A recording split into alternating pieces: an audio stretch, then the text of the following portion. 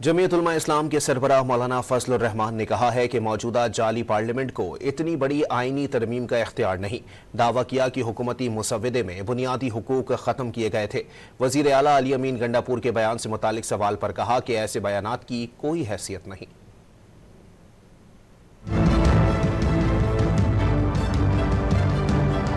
ये पार्लियामान तो इतनी बड़ी तरमीम का हकदार नहीं है। इस पार्लियामान का वो मैंडेट नहीं है कि वो इतना बड़ा काम कर सके।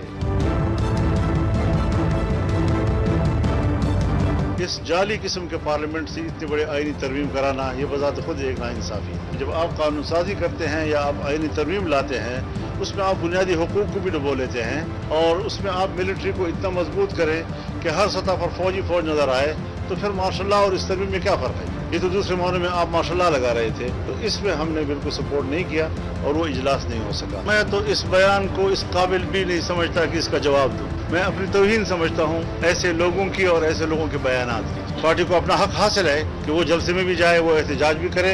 यानी मैं ज़ाती तौर पर जलसे को रोकना इसको गैर जमहूरी अमल समझता हूँ।